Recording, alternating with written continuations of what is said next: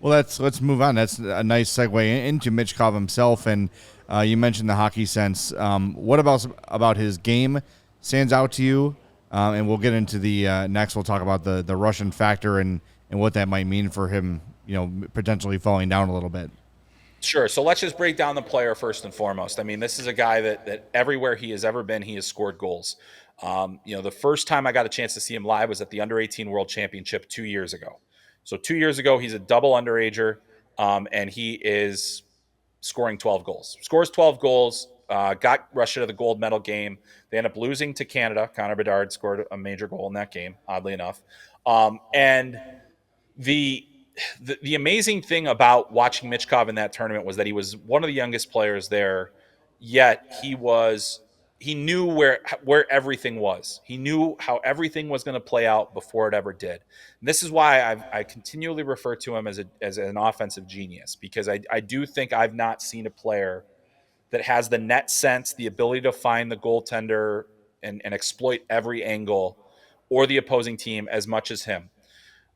He's played in the KHL this year. He got loaned to Sochi, which allowed him to get more ice time, and with more ice time became more confidence, and more confidence came the numbers. So he is a goal scorer first and foremost, with high end goal scoring potential. He is a high end playmaker. He's able to find the right areas, and he can really break things down pretty well. And so I think that is probably one of the most important factors for what he does. It all starts with his brain.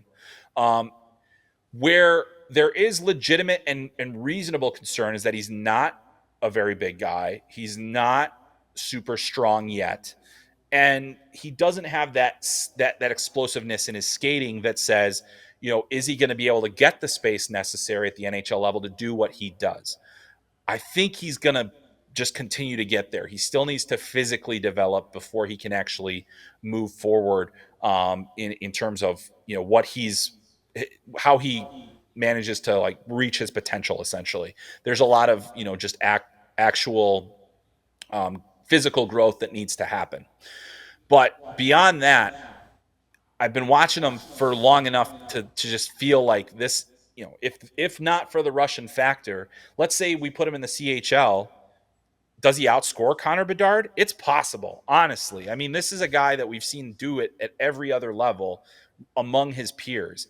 And he hasn't necessarily lit it up professionally, but he's outscored, in terms of scoring pace, outscored his age group. So I think he's a special player. And I think that's kind of where I'm at. Like, if not for the Russian factor, maybe I have him too. But I think that it's not just that; it's also that he has an extended contract, which is another concern going forward. So if you're Kyle Davidson and you get the third overall pick, are you taking those risks with Michkov, or are you going another direction and say a Leo Carlsson? So let's segue into a little Leo Carlsson scouting report, because I think a lot of people are leaning more towards the more safe pick in Carlsson over Michkov at that 3 spot. If I were him, I would take Michkov. Just if it were me. If it were me, I would say we already know that the pain is coming.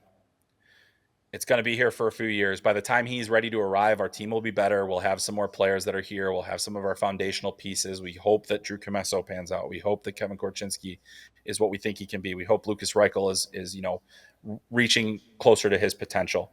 And then all of a sudden we've got Matvei Michkov. I just think that the gap is large enough that I would be willing to take on the risk. Now, the other thing that you have to do in this scenario is that you have to make sure that you have done all of your due diligence. We saw the issue with Ivan Fedotov last year, signs a contract with the Philadelphia Flyers, and then is detained and sent to military camp because he had allegedly evaded his military service and obligations.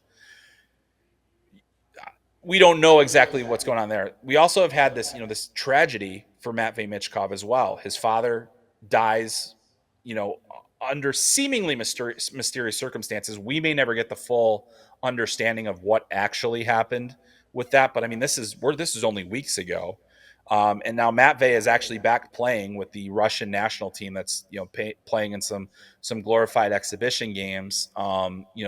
Then so still continuing on. But, obviously he's now gone through this traumatic experience in his life. So these are all factors you have to take into consideration. You have to do all of your homework. You have to have a good relationship with people in Russia. You have to make sure that you have, if you have your Russian scouts, you have your European scouts, everybody is kind of dialed in on what all the circumstances are.